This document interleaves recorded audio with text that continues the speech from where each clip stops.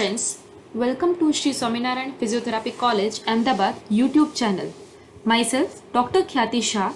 Today I am going to discuss about neuro assessment. So before I start with my presentation, I would like all the viewers to like, share and subscribe our YouTube channel to get the latest updates about our upcoming videos. So let's start with the presentation, neuro assessment. Now, first of all, how does the assessment help?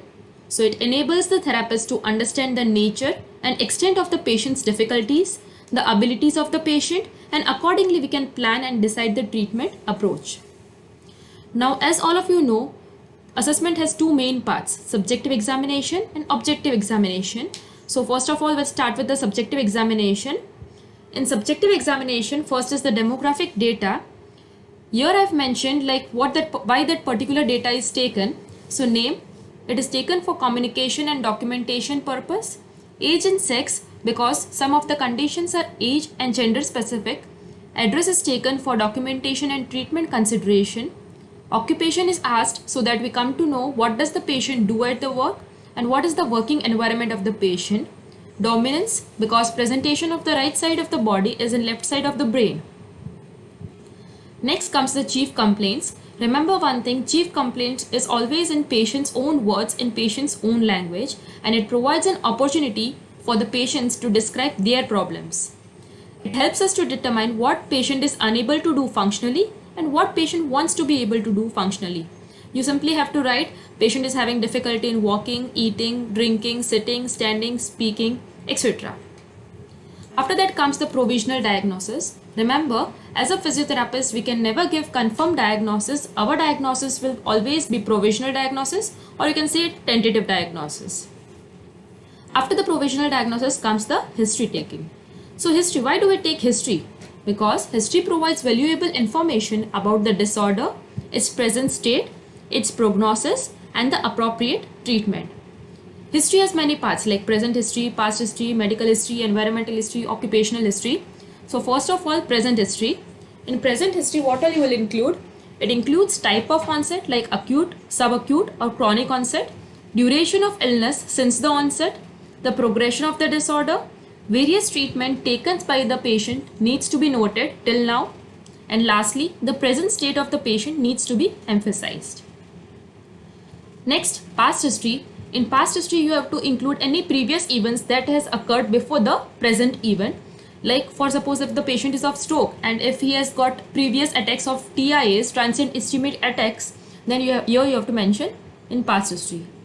It could be a separate illness that is no way related to the present illness of the patient. Then comes the personal history. In this you will include all the patient's habit like lifestyle, diet. If the patient is smoking, then you will include the same. Then the social history, in that will go with the socio-economic status and attitude of the family towards the patient. Family history we are taking to rule out any hereditary predisposition. Next comes the educational history of patient, spouse and all the family members, so that we come to know whether the patients and relatives will be able to understand the nature of the disease and importance of the treatment, or they won't be able to understand. Then comes the environmental history, which is very important in case of neuro assessment. Here you will include the environmental history of home and workplace both, accessibility, number of rooms, width of the passage, type and condition of the flooring, position of lights, switches, power points, etc., staircase details, location and type of toilet, and kitchen arrangements. Next comes the occupational history. Here you will include the type of the work the patient is doing, intensity and duration of the work, access to the job, so that we come to know whether the patient can continue with the job or will require a change. So this was all about the subjective examination. Next, in objective examination will always start with the vital signs, so that we come to know whether the patient is contraindicated to the treatment or not. In objective examination, there are three main parts: on observation, on palpation and on examination. So first of all, on observation, there I have mentioned the mnemonics on the top so that you can remember what all things you have to include in on observation. First, build of the patient, whether ectomorphic, mesomorphic or endomorphic.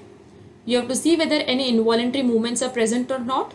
tremor, chorea, athetosis, hemibalismus or nystagmus, swelling, attitude of limb, in that you will mention the flexor and extensor synergy of upper limb and lower limb, decorticate or decerebrate rigidity depending on whatever the condition of the patient is, wasting, posture in all the three position and all the three views, supine, sitting and standing, and all the views like anterior, posterior and lateral side on both the lateral sides, trophic changes, that is skin changes, and gait.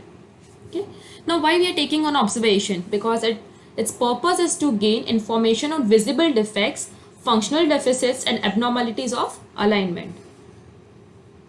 And on observation we are mentioning only the things which we are seeing visually. Next comes on palpation. In on palpation you will see temperature, tenderness, tone, whether it is soft and flabby in case of flaccid, tough and rigid in case of spastic, spasm, scar, whether it is mobile or immobile.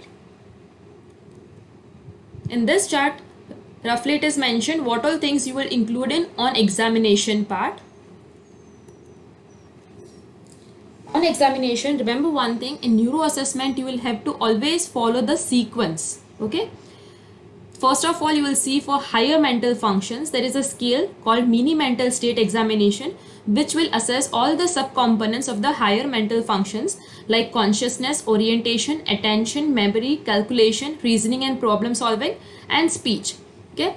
MMSE is a total score of 30. In case of consciousness, you can also take Glasgow Coma scale. Next comes the cranial nerve examination.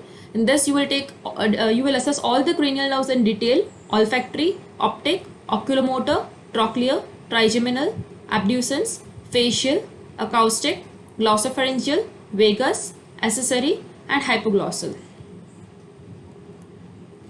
Then comes the sensory examination.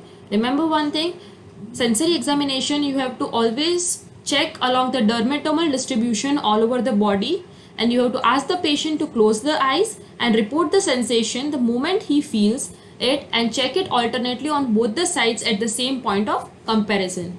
For the in sensory examination there are again three main parts: superficial, deep and cortical. First of all, in superficial sensations you will see for fine touch with the help of wisp of cotton, crude touch with the help of any blunt object, pinprick with any sharp object, and thermal sensation with the help of test tubes containing warm and cold water. In deep, you will check for vibration and joint position sense. For vibration, you will place a tuning fork on the bony prominence. Ask the patient to report if he feels vibration. If not, if he doesn't feel, then you have to move proximally. For joint position sense, it is tested in the distal most joints, like it is shown in the figure over here. The therapist should hold the sides of the digit and not the pulp. Therapist shows the movement to the patient and asks the patient to identify the position with eyes closed. Next is cortical sensation. In that, first is tactile localization. Patient has to identify the exactly point which is touched. Stereognosis, you have to give any familiar object in the patient's hand, like in the first figure, and the patient will recognize which object is that. Second is barognosis. The patient has to roughly identify any weight which is given in his hand. Graphesthesia, the second figure, patient has to recognize the letters or numbers traced on the palm. And last is 2-point discrimination. That is the last figure, that is ability to discriminate two blunt points when simultaneously applied to the finger, 5 mm apart in case of upper limb, in case of finger, and 4 cm in case of legs. Next comes the motor examination. In that, first comes the muscle tone. For muscle tone, it can be normal or hypertonic, that is spasticity or rigidity, or hypotonic. If the patient is spastic, then you will always take the modified Ashworth scale. You will assess for tightness. You will find out the range of motion. You will go with the MMT and VCT. And again, here in VCT, if the patient has achieved grade 6, then only you will do MMT. Otherwise, you will go with VCT only. The reflex examination you will do of the deep and superficial reflexes in deep, biceps, supinator, triceps, knee and ankle. Superficial, abdominal, cremastic, corneal and plantar response. Next, limb girth assessment to know whether wasting is present or not. In on observation part also wasting was there, but in that case you were just seeing whether the patient is having any abnormality. Okay, and here you will assess. You will find the girth measurement and you will find out whether wasting is present or not. Balance examination, static balance or dynamic balance. And again here there is a scale, Berg balance scale with a total score of 56. This scale will help you to do balance examination. Next is coordination examination. In that there are non-equilibrium test and equilibrium test. Then comes the perceptual examination. In this there are 4 main parts: body scheme and body image disorders, spatial relation disorder, agnosias and apraxias. Then comes the gait examination. In on observation part we were just mentioning the gait, which gait the patient is having, but here you will check each and every parameters like step length, step width, stride length, stance time on each leg and cadence in detail, full gait examination. Then hand function, in that both power and precision grips you will check, cylindrical, spherical, hook, tip to tip, pad to pad, pad to side and lateral prehension. Then comes the examination of ANS. In this there are 4 tests: quantitative sweat measurement system, Ninhydrin test, Chinizarin starch test and galvanic skin resistance test. Then comes the functional assessment. In this there are scales like Barthel index, Katz index of ADL, functional independence measure, outcome and assessment information set. Any of the skills you can take, and the activities of daily living such as feeding, dressing, hygiene, mobility and transfers will be assessed with the help of these skills. Then you will mention about the investigations which the patient has done, like CT scan, MRI or whatever investigations patient has done. Then you have to write physical and functional diagnosis in detail, then problem list, aims and treatment. Okay, so this was all about the neuro assessment. In my next upcoming videos I will be explaining in detail about on examination part, like higher mental functions I will be taking in detail, cranial nerves I will be taking in detail, sensory I will be taking in detail, everything I will be taking in detail. So stay in touch and stay updated. Thank you.